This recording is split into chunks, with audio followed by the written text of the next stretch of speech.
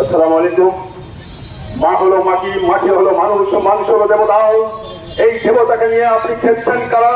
কারা কোথা থেকে খেলছেন জানি না।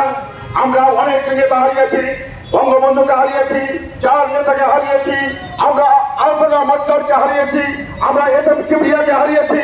আমরা হারাতে দেব না, আমরা হারাতে দেব না।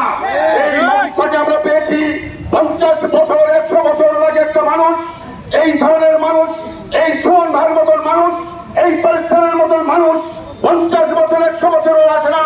সেই মানুষকে আমরা হত্যা করেছি। কি দোষটা কি তার? সেইটা আমাদের জানান যে এই দোষের জন্য তাকে হত্যা করব। তার কি এমন অপরাধ? তার অপরাধ মানবতাবাদীর সততার প্রতীক।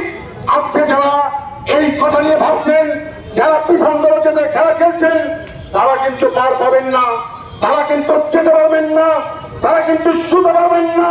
কারণ আমাদের পৃথিবীতে 32 কোটি বাঙালি আছে।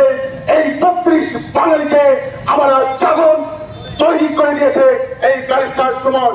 ব্যারিস্টার সুমন আমাদের একটা কবিতার কথা বলেছি, আসমানিদের দেখতে যদি তোমরা সবাই যাও, রহিমতির ছোট্ট বাড়ি রসুলপুরে যাও, চুনারিঘাট মাধবপুরে আসো, দেখো তারা কি করেছেন, সুমন সাহেব কি করেছেন। এদেশের মানুষকে পরিবর্তন করে দিয়েছেন। আমাদের রোল মডেল, আমাদের আশার প্রদীপ, তিনি হচ্ছে আমাদের বাতিঘর। এই বাতিঘরকে আমরা ছাড়তে চাই না। তাই কথা না বাড়িয়ে আমরা একবার স্লোগান দেই, জয় বাংলা। সুমন ভাইয়ের কিছু হবে, সুমন ভাইয়ের কিছু হবে, জয় বাংলা। ধন্যবাদ।